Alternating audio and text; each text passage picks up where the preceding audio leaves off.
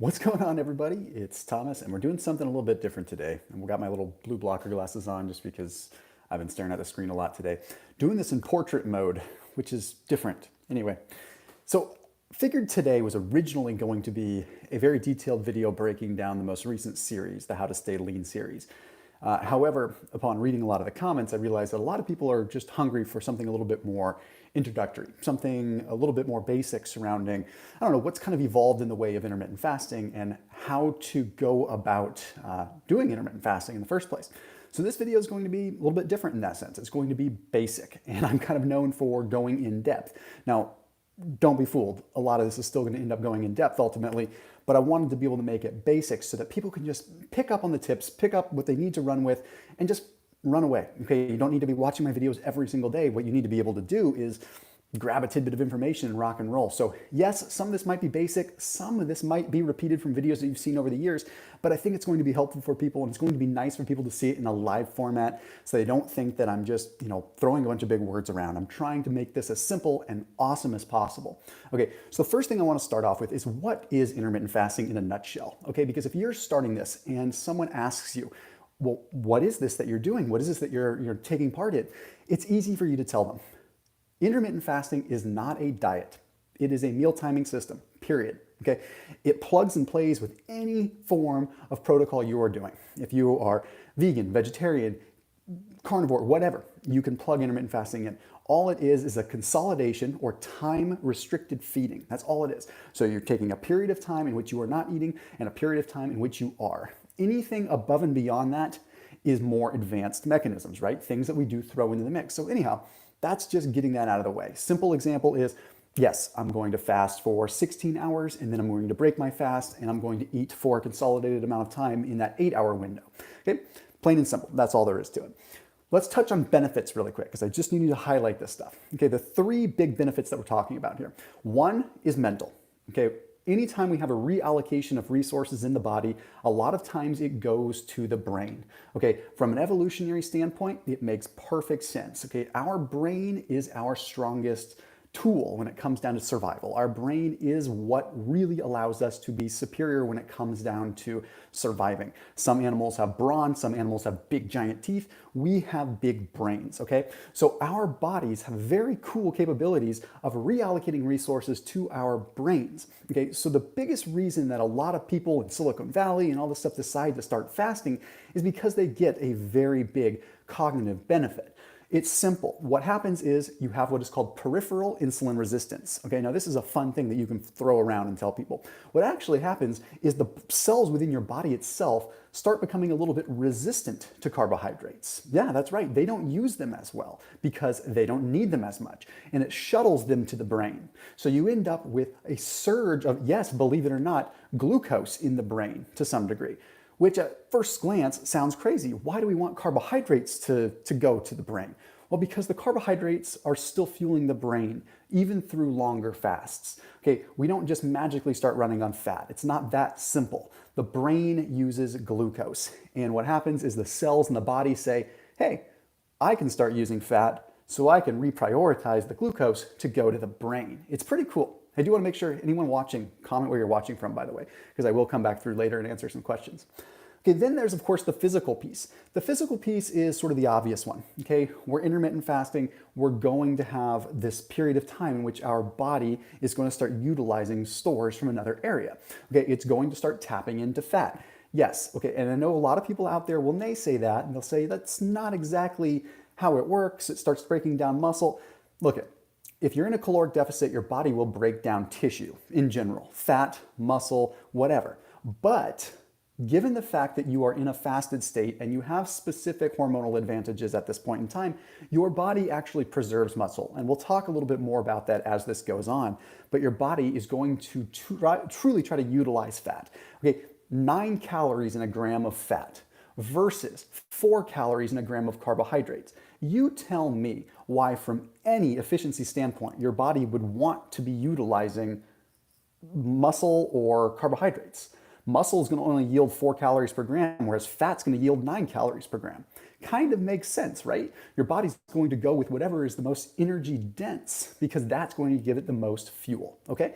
So that is great. That means that we're going to get a big shift in our body composition.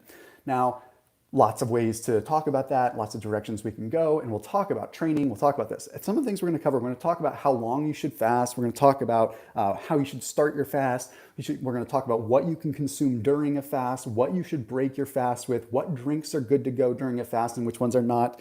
We're going to talk about how often, how frequently I think you should fast. Probably going to talk a little bit more about strategically timing your workouts before and after your fast. We're going to talk about fasting for men versus women. We're going to talk about thyroid effects. We're going to go into a lot of this stuff, so just hear me out on it. And then the third reason that people generally intermittent fast is going to be for cellular rejuvenation, simply for longevity, simply for trying to improve their body's ability to process. And I'm going to make this very simple because I know you're probably somewhat experienced with this, but it's called autophagy, which is a very powerful thing. And autophagy is, again, a reallocation, okay? Think of autophagy like Robin Hood. Okay, so what happens is you have weak portions of your cells, portions of the cells that are not contributing much to anything. So they're not contributing to the better benefit of the body. They're just kind of wasted space, like parts on a car that aren't being used. So what happens is this Robin Hood comes in and it takes these wasteful parts that aren't doing much and it packages them up and it feeds them to another area of the body, or it feeds them to another part of the cell. Okay, it says this area needs help, this area does not. Let's reallocate and give the energy there, give the fuel there. And then what happens is after you refeed later on, then you have the resources to restore that area. It's a really cool thing. So basically, it's like the Robin Hood of your body. So whenever you're fasting, you're calling in Robin Hood to reallocate resources from over here to there. It's pretty cool. So talk a little bit more about that. So I want to go ahead and jump in. How do you properly start a fast? Common question that comes up. Does my fast start when I go to bed or after I'm done digesting, or does it stop after the last bite of food comes in? Simply put, it's after the last bite of food comes in. And here's what's going on. Okay, you cannot possibly determine your level of how fast you digest. Okay, I'm going to digest at a different rate than someone watching this right now. Okay, it's just that simple. We cannot try to measure that. I'm sure if there was a fancy way to do it, it would be interesting, but it also is going to depend from someone that eats cottage cheese, which is going to digest very slow, versus someone that might drink a whey protein shake, which is going to digest very fast, okay? So what I generally recommend is erring on the side of caution and consuming something that does break down a tiny bit slower, because a lot of the processes of fasting don't necessarily begin when the food is done assimilating. It begins when the insulin response is done. And the insulin response is when you eat something, your pancreas produces insulin. Okay, the beta cells in your pancreas produce insulin and they signal the cells to go ahead and soak up whatever you're eating. Well, this occurs for generally 1 to 2 hours after you're eating, no matter what. Okay, now sometimes you have protein that breaks down a little bit slower, and protein will leach amino acids into the bloodstream and allow you to have some fuel for recovery there and protein synthesis, but that's not really counting against your fast. I'm focusing more on insulin. So if you want to get into that fasted state a little bit faster, the best thing that you can really do is have moderate amounts of fat and a fairly decent amount of monounsaturated fats, or slow or faster digesting fats, lower saturated fats. So an example of what that might look like is perhaps a little bit of high quality organic cottage cheese, and maybe if you want, I mean, it's kind of weird, but if you want to have just like a tablespoon of olive oil, I'm just giving you an example of a really good monounsaturated fat. Another thing that might be good is a little bit of fiber. Okay, so perhaps you could sub out that the olive oil for a little bit of avocado, a very good oleic acid, very good monounsaturated fat. I'll save you the details and the time on this video, because what you could do is you could literally go to Google after this video and just type in high quality monounsaturated fats and just look at which ones are there. The reason that I suggest monounsaturated fats is because they break down fast, but not too fast. And there's a lot of benefits as far as ketone production goes. Not getting off on too much of a tangent, but to make a long story long, what we're doing is we're hoping that the body can take these fats and start to process them into ketones as quickly as possible, as that's going to give us the larger benefit of the fast. Okay. we get into different benefits at different points in time, okay? And we'll talk about the different lengths and things like that in just a second, but it's important to know what you should start your fast with. So moderate amounts of protein, I would say no more than 30 grams of protein your last meal, and probably no more than 30 grams of fat, to be fully honest. Pretty straightforward. You guys make sure you do hit the thumbs up button, hit that like button. I know we've got a lot of people watching this, so I'd appreciate if you could just hit that little thumbs up button. It would just help us out a lot in terms of just getting this video out to the subscriber base. YouTube makes it tougher and tougher to reach our own audience these days. Anyway, again, forgive the simple quality here. I just wanted to do something simple. I'm down in my little guest bedroom here doing this. Let's talk about different lengths of fast for a minute, okay, and different goals. There is such thing as a 12-hour fast, okay? 12-hour fast is not going to get you a world of benefit, but a 12-hour fast, for just a moment, is something called time-restricted eating. That's plain and simple. I think that is, in a nutshell, time-restricted feeding, because all you've done is you've taken just a smaller period of time to eat your meals. 12-hour fasts are not going to be a total game changer for you. However, I put them on this list simply because there are a lot of people out there that are just inching their way along into intermittent fasting, and I do not want to dissuade them or demotivate them, because a 12-hour fast is effective and it is beneficial. So please don't be afraid of that. The benefit that you're getting from a 12-hour fast is largely going to be just body composition related, as far as, again, the reallocation of calories. Okay, so when you're looking at the benefits of intermittent fasting from a calorie standpoint, what happens is this. Okay, you are generally still going to eat roughly the same amount of calories, but what you want to be doing is, over the course of a week, consuming a slight bit less calories than you would if you were counting daily. Like, I don't want you to say, oh, I'm supposed to consume 2,000 calories today and I consume 2,100, it's game over. The next day you can consume 1,900, and as long as your net balance at the end of the week is negative, you're probably going to lose weight. However, the benefit with intermittent fasting is that you don't have to necessarily be in this finely tuned, perfect caloric surplus or deficit, okay? So anyway, that's a 12-hour fast. The most common fast that you probably know of is the 16-hour fast, just 16-hour fast in an 8-hour eating window. An example of that is, I don't know, stopping eating at maybe 8 a.m. or 8 p.m., excuse me, and fasting all the way through 12 p.m. the next day. That is a very common form of fasting. And the benefits of a 16-hour fast are quite great. Okay, yes, you get the caloric reduction benefit, but at 15 hours, you start to have a shift. And I'm gonna get a little scientific, but I'm not going to go super dense on it. At 15 hours, you have an upregulation or an increase in what is called gluconeogenesis.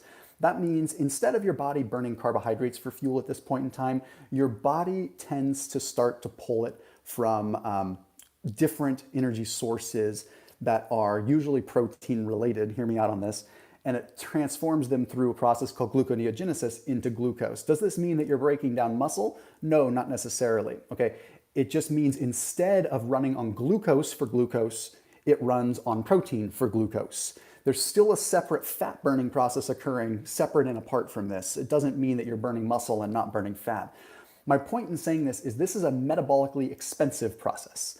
Okay, so when we look at metabolically expensive, what I mean by that is, how many calories does it take to make a calorie? How much energy does it take from your body to create 1 calorie worth of energy? Well, if you had some fuzzy little carbohydrates floating around, they're readily available and it doesn't take much energy. For simple math, let's just say to burn a regular carbohydrate takes, this is totally hypothetical, to burn a carbohydrate takes 0.2 carbohydrates to burn, or 0.2 calories to burn. Let's just say that. Well, if you were to burn that same carbohydrate via a gluconeogenesis process, it's going to take like 0.7 calories, okay, or a full calorie. It costs a lot from a caloric standpoint to create energy that way, which is a tremendous thing because it activates what's called AMPK, and it gets us into a deeper fasted state faster because our body is reading a net loss of calories every time it tries to create energy from that. So my point in saying this is that 15 hours, a lot of magic starts to happen, okay? 15 hours is a really nice little number. And then most people fast to about 16 hours. If I can give you just one little bit of advice, if you're used to doing a 16-8 fast, I would highly recommend pushing it 1 extra hour and going to 17. If you can go to 20, it's even better, but try to push it to 17 because remember, most of your benefits are kicking in at 15, 16 hours. And if you break your fast rate then and there, you might be holding yourself back just a tiny bit. Guys, don't forget to share this video too, just FYI. Okay, there's a little share button. It would just help us out a whole lot. Okay, so let's talk about two other forms of fasting. There's plenty more, but a 20-hour fast is sort of the next one. Okay, a 20-hour fast is where you're basically just eating dinner, okay, where you're basically not eating throughout the course of the day and then you're eating dinner. A lot more benefits coming in from a cellular rejuvenation standpoint. Okay, there's something called vascular endothelial growth factor, which is a big thing. You essentially start to grow a new vascular system in a way. It reinforces it, it gets it stronger, okay? So that's a very important thing to note. So if you're looking for a little bit more of a longevity, cardiovascular benefit, 20 hours is a tremendous, tremendous fast. Then the last one I want to talk about, and of course there's plenty more, but in this case of intermittent fasting, I would consider 24 hours like the longest that you would intermittent fast. That's just like the name implies, you're fasting for 24 hours. Where do the benefits come in with 24 hours? Well, you get a lot more gut restorative effect, okay, because after about 16 to 18 hours, you start seeing a shift in your gut microbiome, okay? Now, not going into crazy detail again, keeping this high level, if you're new to my channel, there's probably tons of different videos. You could just type in DeLauer and anything that you want to learn about fasting, and it's probably going to come up, okay? But with your gut, what happens is when you're fasting, you actually lose a volume of gut bacteria, okay? But what happens is, once again, survival of the fittest, a reallocation. Good bacteria tend to thrive, bad bacteria tend to not do as well. So you end up with less overall volume, but you actually end up with more species diversity through good bacteria. So that means you have more diverse plethora of bacteria in the good category. Why is this good? Because then when you do eat food again, all that bacteria that you started to grow flourishes. And longer fasts allow this to happen a little bit. So I'm a big fan of cycling through different kinds of fasts. Okay, I have a whole different category for like different things. Okay, and a whole different plan and schedule depending on what I'm doing. People ask what I'm always doing. You could never keep up with what I'm doing. And I'm not saying that like you can't do it. I'm saying like my own wife thinks I'm insane because I'm constantly conducting experiments on it. I mean, I'm sure there's plenty of males out there whose wives think that they are insane if you're watching. But anyway, the point is I can't even keep track sometimes. I have to look at a calendar, okay? Because I'm always experimenting new things for the sake of myself, and then I share it here on this channel because that's the purpose of this channel. Contrary to what some people think, that I just like to produce content for content's sake, I just like to share the stuff I learned, to be completely honest. Let's see, okay, so the next one I wanted to talk about, I put some notes here so that I don't go totally off. And then we got how long should you fast? And okay, what can I consume during my fast? This is a very big one. I'm sure there's a lot of people that want to know what they can consume. Coffee is good to go. Black coffee. Okay, black coffee is one of the best things, in my opinion, you could consume while you fast. Does that mean that there's not other people out there on the webs of the intergalactic web, whatever the heck we call it, that don't agree with me? Of course there's people that don't agree with me. Someone's probably going to create a video about me on this because they want to rob my name and get views off of it. Go right ahead. Point is, I think coffee is beneficial. I have good results having coffee when I fast. I've been doing it for years. It hasn't hurt me. It's affected me in a positive way. And I have some science to back it up, okay? Coffee is rich in the polyphenols that actually drive autophagy more. Remember autophagy I talked about at the beginning of this. Autophagy is that cellular reallocation, okay? That Robin Hood in your body, if you will. Well, we can activate more of Robin Hood. We can have more Robin Hoods in our body if we're drinking a little bit of black coffee. If you go overboard and you ultimately get yourself to consume 500 calories with a black coffee, then sure, it's not going to happen. But if you consume 500 calories with a black coffee, you're going to be in the emergency room with probably a heart arrhythmia and probably a brain aneurysm. So that's not ever going to be the case because you'd be passed out before that would ever happen. Point is, if you have 1 or 2 cups of coffee, 3 or 4 or 5 even, it's probably helping you out more with your fast than it is ever hurting it. So yes, could that 1 or 2 calories end up technically breaking your fast? Yes, but the net impression on your fast is positive because that's what we're after. So don't be afraid of that black coffee. Tell anyone that tells you that black coffee is bad to come talk to me, okay? Then you have green tea. Green tea is my favorite thing to fast with. I love coffee because I get the energy boost, okay? But green tea is my jam, okay? And the reason is green tea has a really interesting process in it. And again, sparing you the crazy details here, but it has to do with, again, what is called AMPK. Okay, AMPK is an energy sensor in your body. Okay, I'm gonna answer this really quick. It says, Fledge Fitness says coffee raises cortisol, thus creating an insulin response. When you are, I'm sorry, I don't want to be rude. When you're fasting, cortisol is through the roof anyway. Okay, remember, fasting is a stress response. Fasting is stress. That's the point. You're trying to get your body to adapt and get stressed out so that you get stronger. When you go to the gym, you lift weights and you stress your body out so that you can build muscle and get stronger. Okay, when you fast, you're resisting calories and you're stressing your body out. Cortisol goes through the roof when you fast. Does that mean it stays through the roof? No, no, no. It comes back down after you eat. Cortisol is only bad. Please hear me on this. Cortisol is only bad when it's in the presence of calories and insulin. Otherwise, cortisol drives what's called hormone-sensitive lipase. It drives fat burning, okay? Cortisol is not the enemy. Cortisol is okay. It's like the old 1990s infomercials that led us to believe that cortisol is the enemy. It's not. So anyway, I rest my case. I just get so tired. I have to just fight this constantly.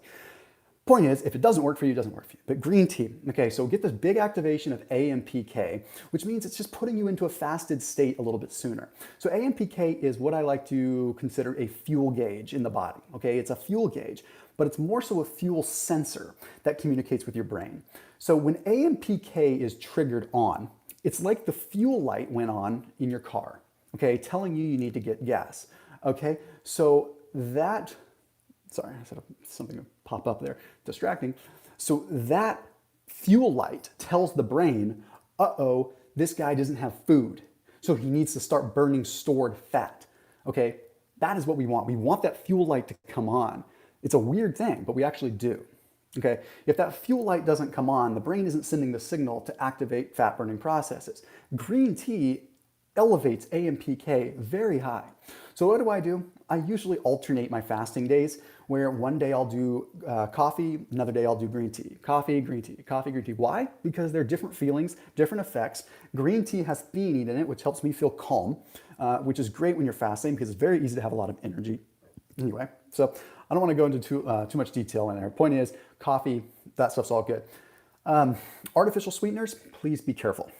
It's better if you're doing a 16-hour fast. There's not a real reason to need them, to be completely honest. If you need some artificial sweeteners to get through your coffee, you probably need a better quality coffee, to be honest, because coffee in a good quality one shouldn't really be bitter. Try going with an organic, smoother coffee or go with a cold brew. I don't really like the taste of coffee, but if it's cold brew, I can get it down black, no problem. Artificial sweeteners, you're okay. They're not going to break your fast, but I just don't think that you should be jeopardizing the fast with them, especially if you're after a gut microbiome shift, okay? Studies have indicated that sucralose can have a negative impact on your gut biome. Aspartame can have a negative impact. Stevia is generally okay. Monk fruit is generally okay. So yes, I will say stevia and monk fruit during a fast, not too big of a problem, but the artificial ones, be careful. And just a word to the wise, anytime you get a little packet, that powder that's in there is 9 times out of 10 maltodextrin. And maltodextrin is a pure carbohydrate which will spike your insulin and it will end up making it so that you break your fast. Sorry, adjust my camera here. So that's something we want to just avoid.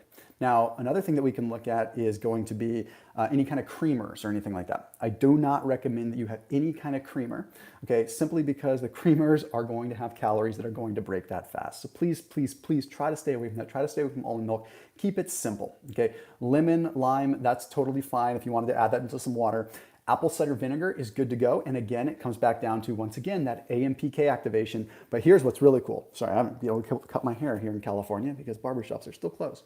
So now you get a hat. But where was I? Oh yeah, apple cider vinegar. So really cool stuff with apple cider vinegar. Check this out. Apple cider vinegar has something in it called acetic acid. And this acetic acid goes into the cell in an effort to get turned into something called acetyl-coenzyme A. Okay? Now, acetyl-coenzyme A is going to actually cost energy to manufacture in the body. So once again, apple cider vinegar ends up costing the body money or metabolic energy money to be able to turn it into fuel. That's really cool stuff. So a little bit of apple cider vinegar is going to help you out. So I definitely, people call me out on my glasses. Yeah, these are blue blockers. I've been in front of the box a lot today. FYI, just a little personal note for a second. I'm in California. As much of you probably know, our entire state is on fire. So been inside a lot because it's insanely smoky. And that means that I've just been working, getting some stuff done, been staring at the computer, staring at the phone a little bit too much. So I've got blue blockers on. And yes, they do work, but this is not a sponsored plug. It does not have anything to do. I'm just answering why the heck I'm wearing glasses today. Let's see. So I've got some notes on where I want to go with this next. I didn't want to make it 2 hours long. Oh yeah, I did want to mention anything like when you are doing a fast, like anything that's going to spike your insulin technically resets the fast, but you can argue that anything's going to spike your insulin. So I don't want to like go into a lot of detail on that. Okay, how to properly break a fast. I think this is a big one, and this is one that is constantly evolving. So I see a lot of hate mail come through because I evolve my stance on how to break a fast. I never throw a curveball to the point where I'm telling someone that what they've been doing for 2 years is entirely wrong.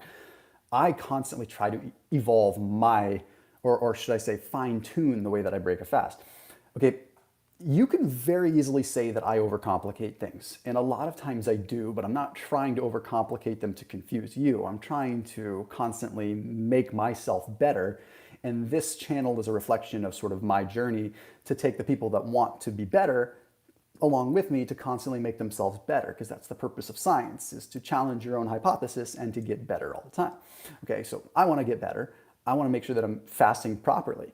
And I'm going to continue to dive into research. But the other thing that I'm going to do is I'm going to experiment myself. So sometimes things do change. Now, that being said, I have always stood by the fact that when you break your fast, it should be lean, clean protein. Okay? So just remember that. It rhymes. Okay? You're breaking my fast. When in doubt, keep it lean, keep it clean, keep it protein. All right? That's like the best thing that you can do when you break a fast. Why is that? Because you don't want to have a massive insulin spike when you break your fast unless you know how to control it. So that's an advanced practical application there if you want to add carbs into the mix. Okay, so I don't recommend that you do that unless you know what you're doing. Okay, lean protein is just where it's at. Why? Not a big insulin spike. Okay, you're able to control it, and it's going to satiate you much faster so that 30 or 60 minutes later when you do actually eat something larger, you're able to be controlled. I don't know who you are, I don't care who you are, but the fact is when you've been fasting for 20 hours and you have something delicious in front of you, the temptation to eat the whole thing is very high. Okay, I don't care if you're Jocko Willink or Joe Rogan who's going to drink his own urine and eat worms just to get a result. If there was a cupcake in front of him, he'd want to eat it. Okay, the point is that if we consume some protein first, it helps us out. So what do I usually recommend? I recommend a lean pea protein of some kind. Okay, or I recommend usually a lean poultry or a lean fish or like a lean shellfish. Okay, shellfish is awesome because it's very high in thiamine. Okay, talk about that, but I don't want to go crazy detail because I'm already half an hour into this thing. Okay, why lean poultry and why lean fish? Well, mainly because it's going to be, of course, the lowest fat. I love lean red meat. I do. It's just a tad high fat for that first thing that's going in your body. Do not eat a bunch of vegetables right when you break a fast. I know it's tempting to want to eat something clean and feel like it's nourishing and healing you, but the veggies have their place later on in the day after you've broken your fast. The veggies are going to be very hard on the gut. So remember this. Remember how I said your gut biome is, the volume of bacteria is smaller? Okay, the volume is smaller, but the species are wide. So what that means is that if you were to, you have like a bunch of, how do I put this? It's like a bunch of weeds ready to grow. Okay, you just have a bunch of weeds, and right now they're not doing much harm because there's just wide, diverse bacteria that's really good, but it's only bad if it were to go crazy. Okay, now all of a sudden you eat some veggies that give yourself a bunch of prebiotic fiber. Well, those weeds and those plants are going to go, okay, you're going to go to Bloat City. I talk about Bloat City a lot. It's a terrible place. It's worse than I don't know. It's just terrible. You don't want to go to Bloat City. So the point is that if you keep it lean and you keep it clean, you keep it protein right when you break your fast, it's a lot easier for your body to assimilate that protein. And then what you want to do is 30, 60 minutes later, then you have a little bit more flexibility. Okay, then you can consume the veggies, then you can consume the fats. Okay, so a lean protein shake or lean chicken, lean fish is even better. Like a lean sockeye salmon is stellar because there's only like 2 or 3 grams of fat in a fillet of lean sockeye salmon. Atlantic salmon has a lot of fat in it. Okay, other kinds of even Keta salmon, higher fat. Okay, sockeye is usually pretty lean, and it's also very high in what's called astaxanthin, which is what turns it red. I could go on. I'm so full of useless facts. By the way, Thank you to Thrive Market, by the way. If you watch my channel, you know I talk about them all the time. I put a link down below. I have fasting boxes and things like that. So Thrive Market's an online grocery store.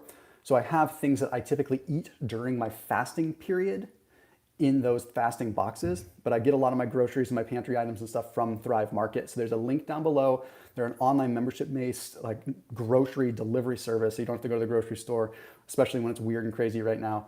So anyway, check them out down below. Big thank you to Thrive Market. They're a big supporter of this channel. They support a lot of my fasting content. So I want to give them a big shout out, and make sure you check them out after we get all wrapped up with this broadcast. Someone did ask about eggs, and that's actually a great thing. Oh, someone also asked about bone broth. Bone broth is tremendous to break a fast with, but I consider that your pregame. Okay, so again, speaking of which, bone broth is something that you could get at Thrive Market, so please do check them out. I really do highly recommend it. Plus, it's a tremendous way to support this channel because they support me, so thank you guys. But bone broth, yes, it breaks your fast, but I don't consider it your first real meal. I consider it, what happens is it's a hydrophilic colloid, and that means it draws water in and it draws gelatin in to your gut. And what that means is it's actually going to draw enzyme potential to where you are digesting.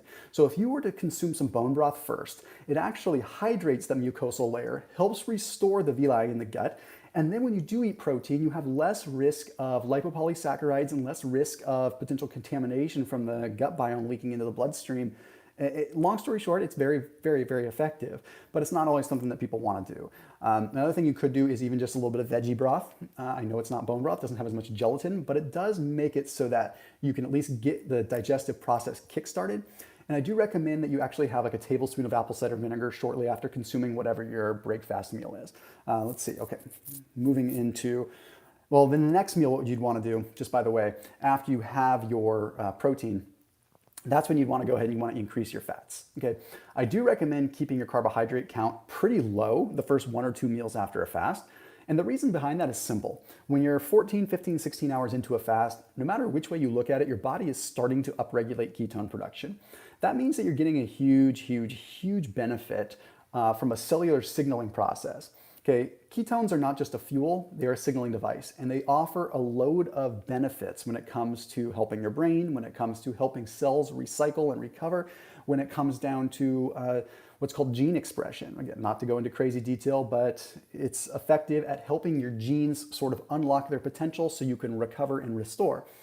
The second that you have some carbohydrates, that ketone production stops. So whether you're doing a ketogenic version or not, if you at least allow your carbs to be out of the picture for at least like the first couple of meals, you get to continue to ride that ketogenic wave for a little while, which is really cool. It's basically like extending your fast without actually extending your fast. It's pretty cool.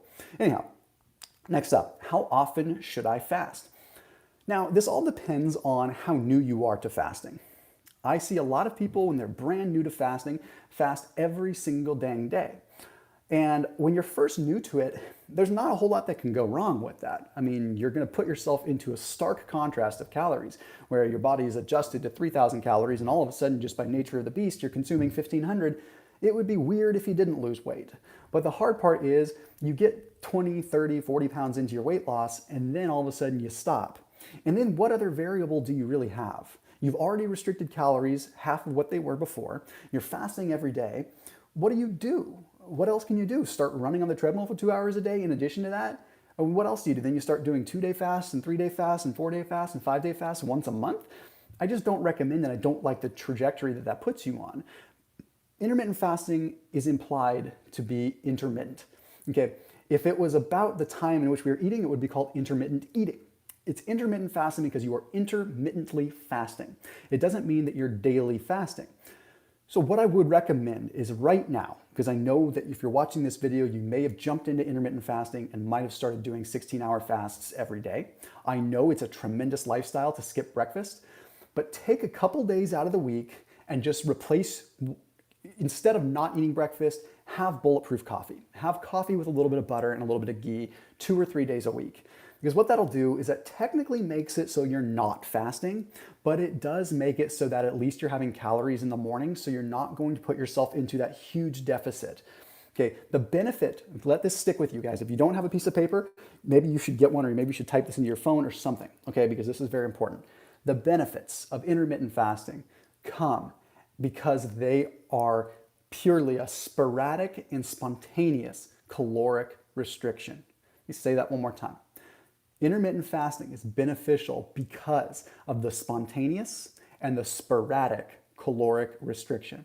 That doesn't mean that it's only about calories, not at all, but it's a way to remember that unless your body goes into some form of a shock because it's not used to being in a deficit, you're not going to get the benefit. You just evolve into being comfortable with fasting daily. So let me paint a picture of what I tend to do. I tend to lean on 18 to 22 hour fasts 3 times-ish per week. Why? Because they're longer fasts that can be aggressive shocks to the body, but then I have periods in between where I can be in a caloric surplus. And remember, at the beginning of this live broadcast, I talked about how your deficit should really only be looked at over the course of a week, okay? Now, I talk about this a lot, and some of you watching this channel probably just making a voodoo doll of me, to be completely honest, given how the internet is these days. But I talk about this all the time. But fasting is designed to allow you to be in a caloric deficit just over the course of a week. But let me paint a picture again for you, just in case people don't remember this. Sometimes I even forget things I talk about. If I were to eat a peanut right now, at this very moment in time, this very nanosecond, that peanut would put me in a caloric surplus. Okay? It would put me in a caloric surplus because I ate a peanut at this fraction of a second. Okay. Now, if I were to suddenly start jumping in place right now, like this, okay, and I did that for 5 seconds, during those 5 seconds, technically, during those 5 seconds, I'm in a deficit because I'm not consuming and I'm burning more than I'm taking in. So you see what I'm talking about here. Okay, calories in, calories out are not always the end-all be-all. They're a way to somewhat keep score, but it changes constantly. So the nice thing with fasting is we accelerate how we are utilizing fats during that time. If Joe is burning fat at X rate not doing fasting, and Bob is burning fat at a faster rate during his fasting period, then that's a win, okay? So the long and the short of it is fast somewhat infrequently, or fast every other day. Or if you are fasting every day, just add some bulletproof coffee in and just get some calories in there, because I don't want you to get 2 years into this and be stuck in a plateau that the only way you could get yourself out of is doing 6 months of reverse dieting, okay? I probably should do a video on how to properly reverse diet for people that are stuck in plateaus, but then you have to start getting aggressive and you have to start really doing things. So anyhow, let's move into working out. Guys, can you give me a big solid here and hit that thumbs up button? We've got a lot of people on this broadcast. It's doing very well. Very happy to have so many people here, and it's awesome. And I hope that people share this. I hope people really can get this out here because it's really good, just consolidated version. Okay, so hit that little, thank you. There we go, people. That's awesome. And thank you for everyone hitting that super chat and throwing a couple bucks. I appreciate that. Not necessary by any means. I love doing what I do. It's the reason that I have sponsors, is to make sure this channel stays afloat. So I appreciate that, but it's definitely not always necessary. So thank you guys. Working out, okay? Working out is only going to benefit your fast, okay? Now, there's a couple things to remember. Now, I've done videos similar to this context, like where I go into detail about how to start. The cool thing is things are always changing and always evolving, like I've talked about, okay? So because of that, it means that I learn new things. And what I've learned recently is that when we are fasting, we have a good degree of muscle protein breakdown. Now that means that the body is breaking down protein in our muscle, which to the naked eye, naked ear, that sounds like we're losing muscle. But it's actually not the case. What happens is the protein breaks down and it goes through and it recycles to other areas that need it more. It doesn't necessarily leave the body as nitrogen, which would mean that we are in a nitrogen imbalance. Okay, and then when we do eat, those protein structures are repaired. So actually, it's been seen that if you lift weights during a fast, you activate localized mTOR, mammalian target of rapamycin. What that means is that in your body, mTOR is a master switch. I want you to visualize this for 1 second here. You have a switch, and if that switch is on, you're building muscle. If that switch is off, Maria says, nice hat. Thank you. Laguna Seca, representing my dad. So bless his soul, rest in peace. He was a big race car driver. If you ever wonder why I am such a gearhead and why I I'm so nerdy with my old classic cars. That is why. And I live near Laguna Seca. And anyway, point is, this mTOR switch, and it's on, you're building muscle. When it's off, you're not. It's that simple. There's no real in between. Fasting, by its definition, by nature, is going to put you in the off switch. Okay, that scares a lot of people. It keeps a lot of, actually, in my opinion, just talking about bodybuilders for a second, it keeps a lot of tremendous bodybuilders from becoming what they could be because they're afraid of losing muscle in that sense, because that process turns off. Turns out that just the mere act of putting your body under resistance load, doing some curls, doing something, is going to activate mTOR at the muscular level, therefore turning on protein synthesis at the muscular level. Even though globally, the entire body, globally protein synthesis is actually off or down, right? So mTOR is off, but at the muscle, it stays on. What does that mean? That means that while you are fasting, if you lift some weights, you actually preserve muscle while you still have autophagy and other things going on inside your body. It's the most freaking amazing, amazing thing. So yes, that's why I have been intermittent fasting on and off for almost 10 years.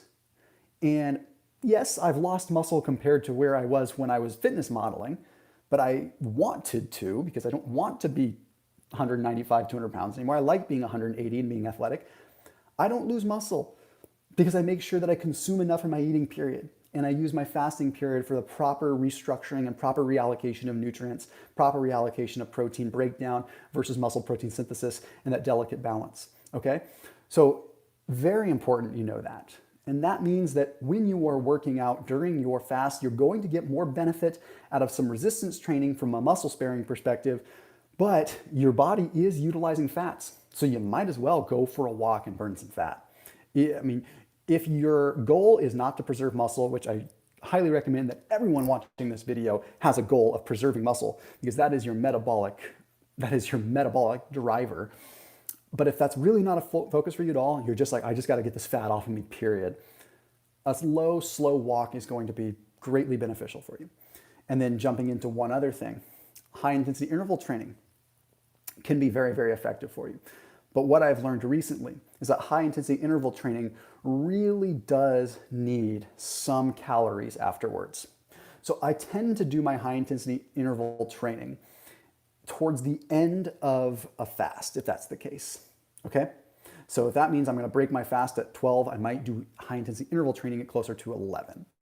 Weight training, you could do anytime. Low intensity cardio, you could really do anytime. So anyway, this is the constant evolution. I know I change a lot with the workout stuff, but the science in physiology and exercise physiology is phenomenal, especially when you combine it with, fringe science from the fasting world. So anyway, that's kind of the workout piece, but I would recommend not working out for longer than say 40 minutes. Keep it light during a fast. Now, that being said, if you're doing short fasts, like a 12-hour fast or even a 14, 16, you're probably okay.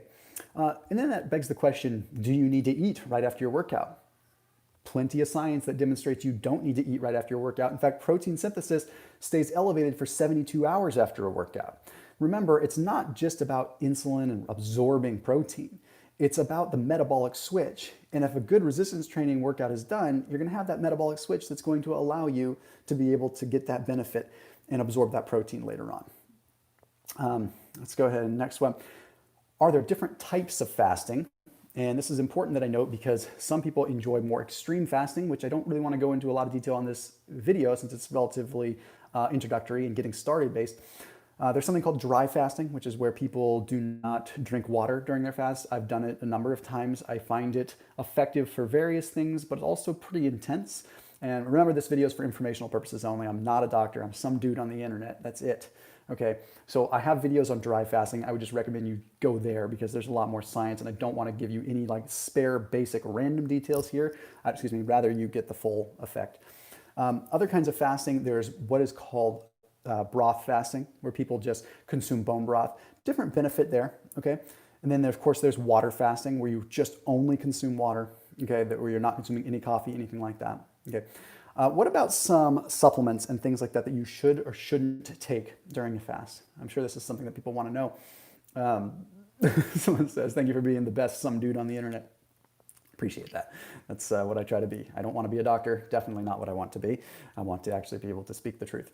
When it comes down to supplements during a fast, I usually recommend that you don't consume a lot of them. And the reason is because why? Okay, again, the process is trying to get your body to be able to get into its own groove. Okay, magnesium is one that I would recommend you take. You don't have to, but magnesium is very beneficial during a fast. Okay? Magnesium can allow you to basically keep your electrolyte balance where it needs to be, but more importantly, it helps you produce energy because magnesium is required to bind to ATP. It's called MAG-ATP, okay? So when you create energy, you need magnesium. So very, very important during a fast, but also it helps keep those blood electrolyte levels a little bit more stable. It's okay to have some salt during a fast. I consider it a supplement because it's still additive. You're supplementing with it. A little bit of salt, maybe a quarter teaspoon per half a gallon or quart that you drink, kind of see how you feel. You should feel a little bit energized. If you go the opposite, you feel sluggish when you have salt, you're doing the wrong thing. Okay, you don't need to have it. I would recommend that you avoid having salt right when you break your fast. Okay, there is something called refeeding syndrome, and that's just where your body is trying to balance. And long story short, wait like an hour after your fast before you have a bunch of salt. Do not consume fish oil during a fast. Anything that's a soft gel, okay, anything that's going to be oil is going to have calories. So those soft gels, that has calories. Which MCT oil, please do not, okay? Please do not have MCT oil during a fast. There are a lot of supplement companies out there that tell you that MCT oil is going to allow you to burn fat. Yes, it will allow you to burn fat, but the problem is that it still comes at a caloric value. So you're burning fat, but you might just burn the fat from the oil that you consumed and you're stopping the process. MCT oil is good somewhat after a fast because yes, you can get a thermic effect. Anyway, just no oils. Just say no to oil during a fast, period. Okay. Vitamin C, antioxidants, big no-no. After your fast, absolutely. Because after a fast, you have a massive load of oxidative stress that's happening. You just consumed food. Food is inflammatory to begin with. Every time we eat something, we have a spike of inflammation, whether you like it or not. It's just the way life goes. Nuclear factor kappa B, the master switch, okay, TNF alpha, TNF1 alpha, all this stuff activates. It's normal. But if you've been fasting for a long time and all of a sudden you consume a bunch of food, that's going to be a big insulin spike. That's going to be a big inflammatory spike and a big oxidative stressor, more so than your body could probably handle. So when you break your fast or sometime during that eating window, it's not a bad idea to take some, vitamin C, take some astaxanthin. Another reason why I suggest breaking the fast with like a lean salmon or eating lean salmon shortly thereafter, like a sockeye salmon that's very deep red, is that deep red pigment is astaxanthin, okay? It is an antioxidant. If you want a quick fun nerd fact, the reason that salmon is red is because of that antioxidant. And the reason that salmon needs that red antioxidant is because what is salmon doing? Salmon is busting their butt going up a crazy stream, working out like a maniac. For that salmon to swim up whitewater is like you and me doing like 6 hours of battle ropes and airdyne bike and squats. So what that means is they're creating a bunch of metabolic waste by doing that. They're sprinting. They need a natural built-in antioxidant to combat that. That's what that red pigment is. Turns out that astaxanthin is between 6,000 and 8,000 times more powerful than vitamin C. So it's a very powerful thing. Anyway, I highly recommend that. Someone said they get diarrhea after they break a fast. That's not uncommon. Again, it's usually just an improvement in what is called the migrating motor complex, which is just gut motility. And then all of a sudden you eat something and it's just moving through you fast. Okay, fasting for men versus women for just a second. Okay, so fasting for men is not as different than people would typically think. Women, you just want to pay a little bit more attention because yes, you have a hormonal cycle to be cognizant of. Does that mean that it's a total game changer? No. You know what's actually wild is women get more benefit from a fast than men because they have more of the type 1 muscle fibers that actually utilize fat as a fuel source. How cool is that? That's pretty awesome. Sorry, this guy says, the bowl in the background says Thomas is talking bull. That's exactly why I put that there. Can you believe this guy, he figured it out. I put a bowl behind me so that people would know that I am just BSing you. Wow, God, who would have ever thought? You win the prize. Okay, $1 million, all right? So anyway, women have more type 1 muscle fibers, and that means that they are utilizing fat that much better because type 1 muscle fibers are designed to oxidize fat. Okay, men have more type 2 muscle fibers. It's why men generally, I'm careful to say because there are some pretty impressive explosive performance women out there. Men generally are faster with explosive moves from the central nervous system, whereas women are generally better with endurance. So kind of wild, but that's usually the way it works. Now, there's probably some evolutionary way that we could explain that and justify that. Point is, women have bodies that utilize fat more. So when you get into a fasted state, women actually kickstart the fat burning process sooner than men. The difference is that women will probably benefit more from doing longer duration cardio during a fast, whereas men might get more of a benefit from doing more resistance training. That's kind of what it comes down to. I also recommend that women start with slightly shorter fasts, 12 hours, inching your way up 2 hours at a time every week until you get to a number that you feel good at. Also simply because you have a reproductive system that is trying to make sure that it has a checks and balances of what's going on. I have a full video for any ladies that are watching this. After this, simply type in my last name, DeLauer, on YouTube and type in DeLauer Women's Fasting Guide. That video has, I think, over 1 million views, and it's a very detailed breakdown for women. Men, the main focus is just going to be trying to preserve muscle while you're fasting because you are going to be driven a little bit more by that metabolic drive than women would be, since women are better fat oxidizers. So anyhow, point there. Let me see. Oh, another thing that I was going to talk about is something called intramyocellular lipids. During a fasted portion or a fasted workout, your body can take fats from what is called the intramyocellular lipid, a fat that's stored like in the muscle fiber, and it burns that fat significantly faster. I'm trying to remember what the study was. I think it was Journal of Physiology had published it, and it found that in a fasted state, the body burns I think it's 2 or 3 times more of those intramyocellular lipids than in a fed state. So, and a quick note for people that are trying to build muscle, if you work out towards the end of your fast, you actually get a pretty big benefit there. Okay, if you work out towards the end of your fast, it makes it so that you have higher ketone levels, so you don't burn muscle, but also makes it so that when you break your fast, you have a bigger insulin spike. Okay. A quick reminder too, by the way, just because I know lots of people coming and going. Please do, after this live broadcast, please check out Thrive Market down below in the description. They're an online membership-based grocery store. Talk about my videos all the time. It's relevant to this video because I have fasting boxes and fasting bundles with Thrive. So if you want to say, hey, what does Thomas usually eat during an eating period? It wouldn't be everything that I eat, but there's a good plethora of things that I would typically say are approved within an eating window. And Thrive Market is just awesome because they're so much cheaper than the grocery store for a lot of foods, and it gets delivered to your doorstep in just a couple of days. So check them out down below. There's a special access link for all my awesome subscribers and people that watch my channel. So you want to check them out afterwards. Oh, and Arizona says, and here's this advertising part of the BS. So you get 52 minutes of content, and I talk about a brand for 30 to 60 seconds. It's pretty interesting, the nerve to actually think that that is going to upset someone. Something that's relevant, I'm sorry, but probably going to irritate people by even talking about this and addressing this, but it's so funny because this channel that takes $50,000 to $60,000 a month to run isn't supposed to have some support. This Arizona existence guy, hey, can everyone just flame the heck out of him for a second? Okay, anyway, so now we're going to go back to a little bit more on the thyroid piece, because when we talk about women and fasting, there's a concern generally over the thyroid. Okay, so the thyroid is something we have to look at a little bit differently than what people typically think.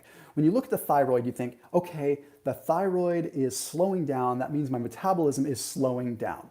Okay, yes and no.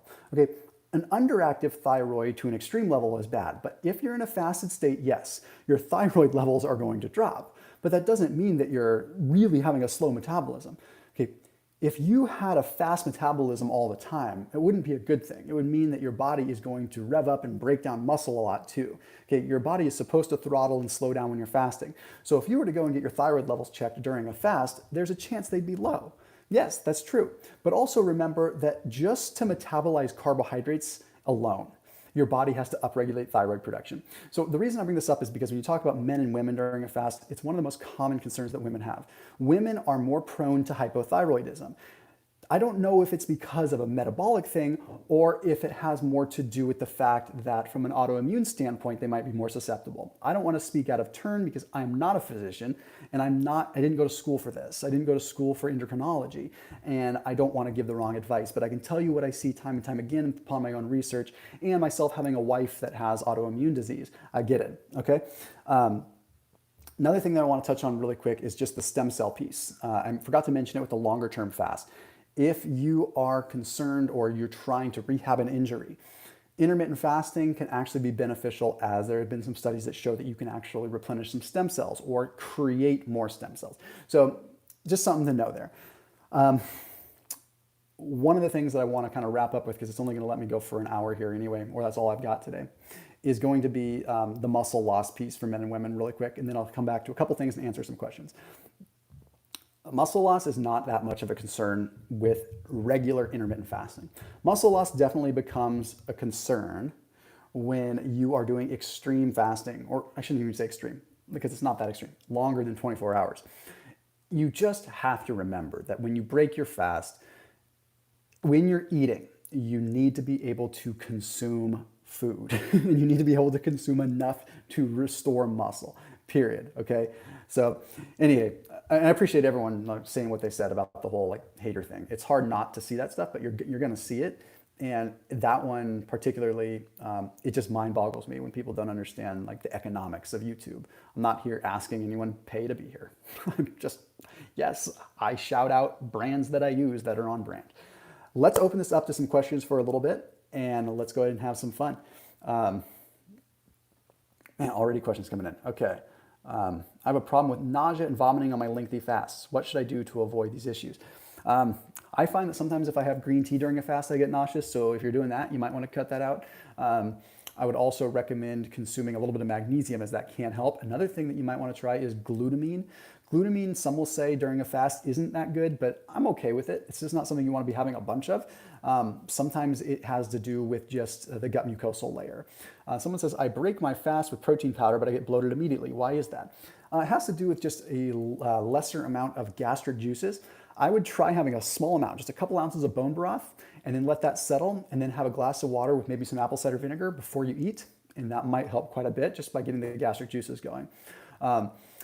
Thomas, potbelly not reducing with intermittent fasting. Santosh, what I would recommend is, I don't know if you're doing this already, but you may want to consider trying to reallocate your cardio towards the end of your fast, just to get a little bit more aggressive. So if you're fasting for 18 hours, at the 17th hour, go hit a stationary bike for a mild 40 minutes or so. I think you'll find that might shift some things up. Also, on the days that you are not fasting, try decreasing fat calories and increasing protein for just a couple days per week. Ashley says, I'm a registered ICU nurse. I work 5 p.m. to 8:30. How, can you please touch on fasting and how to eat for us night shifters? Ashley, I'm actually going to save you an abbreviated explanation here. If you were to literally type in on YouTube, Thomas DeLauer night shift fasting, I literally have done a full video breakdown on that. So I have broken that down because that is a common thing. And there are some things that you can do that can help reset the circadian rhythm. Essentially, you want to just kind of pretend that the clock doesn't matter, in essence. Chris asks what green tea I use. When I'm drinking hot green tea, any organic green tea I'm good with. Matcha, I usually use either Ujido, which is kind of a go-to matcha for me, or I'll use Peak Tea Crystals, which is Jason Fung's brand. Losing my hair on keto, that's not entirely uncommon, and I actually have done a video on that too. It's usually going to be somewhat of an iron issue, but a lot of times it's a copper issue. Okay, so be aware of that. So just make sure you're getting enough copper in. Travis says, is fasting 36 hours twice a week too much? No, I mean, that's an aggressive alternate day fasting when you think of it. If you're experienced and you're doing them on opposite ends of the week, I think you'd be okay with that. There's a lot of benefit that comes to that. I love a 36-hour fast. It's probably my favorite length fast, but I usually, when I was kind of in the heat of doing it, I would do one of those a week and then do maybe like a 22-hour later in the week. So I'd do one 36-hour fast and one 22-hour fast, and that was very effective. I saw some of the best results with that. It just wasn't really sustainable because during the 36-hour fast, towards the end is right when you hit that weak spot when you don't feel good. And then after 36 hours, you start to improve. Thoughts on breaking your fast with pea protein and some berries. Is tuna or ground chicken better? Hey, great question. Ground chicken is hard to get very, very lean, so ground chicken breast would be good. Tuna, I would not recommend to break your fast unless you know it's really clean, low mercury tuna. Chunk light versus albacore, please. Berries, a small amount is okay, and the reason is because fructose doesn't have a big insulin spike, but it does go through another process going directly to the portal vein and can go in through what's called de novo lipogenesis. Now, the reason that I say that is it is actually an advanced technique to break your fast with fructose, but I don't want to muddy the water, because if I talked about it and I said break your fast with some fructose, it would confuse a lot of people. Yes, there'd be haters, but more so it would confuse people. There's advanced variations. If you're a seasoned faster, I would be okay with you having 10 grams of carbohydrates from berries when you break a fast. Check how you feel. And more importantly, well, not more importantly, but also make sure you obviously look in the mirror and see if you're seeing a negative result of doing that. Break my fast with tomatoes, feta cheese, olives, eggs, and olive oil. That sounds like an amazing Mediterranean dish, but I would have that be your second meal, not your first meal. Probiotics during my fast. I would not recommend it. I don't think it's doing much for you. You'd more so be better to take your probiotics after your fast, as that's going to allow you to be able to restore that bacteria, but you don't want to mess up what's naturally happening. Okay, MCT supplements are effective, just not during a fast. For the person that asked, I lost 10 pounds in 2 weeks eating chicken and mixed. That's awesome. I know we had some super chats that had come in, but fortunately I can't access them now. I've been intermittent fasting for some time. I found I can't do more than 24 hours due to an autoimmune illness. What can I do to get more out of a 24-hour fast? Apple cider vinegar kicks you into that fast quite a bit sooner. Okay. High intensity interval training will help you out towards the end of your fast. I would recommend just low intensity walks while sipping on some green tea. I know it sounds crazy, but that's what I do. I live in an area that's very, very hilly. So if I'm doing a fast and I just want to get some extra fat loss on it, I go for a walk and I push that double bob stroller with my newborn and my toddler and just grind it out. Dale says Della says he has an apple cider vinegar recipe that you can drink during your IF. It will kick you out of a long, yeah, you could totally do that. Then we have, alternate day fasting. I'm doing keto on eating days. Is that sustainable long term? Can it affect my resting metabolic rate? Ramazan, that's a tremendous question. And the benefit with keto is you have such a maintenance of muscle that generally your metabolic rate doesn't drop. In fact, I can't remember this study. I have so many studies, but I can't remember where it was published. But the point is that during any kind of ketogenic protocol, they find that subjects actually maintain their muscle significantly better and thusly their metabolic rate. So I think the subjects lost 40 pounds in this particular study, and they looked at, after losing 40 pounds, their basal metabolic rate stayed the same compared to people that lost the same amount of weight using different methods. So 40 pounds losing weight via keto versus not, and they maintain their metabolic rate because when they put them on a DEXA scan, they saw they maintain their muscle. So as long as you're maintaining your muscle and as long as you're doing some resistance training on your fasting days to activate that mTOR pathway and that, bring that mTOR phosphorylation to the membrane of the cell, you're gonna probably have a good benefit there. Eating fruits after fasting. Yolas, I just talked about that. Let's see. 190 pounds muscular, 6% body fat. I do fasting 22 hours. I eat the right amount of food. I'm now 160. I have no body fat and losing muscle. Well, if you have super low body fat, you probably don't need to be aggressively fasting anymore. You might want to back it off to 2 days a week for a little while until you can kind of regain that fire again. Chewing gum, great question. Again, if you can get chewing gum like the brand Spree or Spry or something like that, that is not with sucralose. I'm not a fan of sucralose during a fast, simply because during a fast, it can affect the gut biome. I'm not anti-sucralose if you want to have it after your fast, but anyhow. People have been saying fasting for people over 40 or 50 for older males. Again, I highly recommend after you get off this live broadcast that you type in DeLauer fasting over 50 or DeLauer, fasting over 40.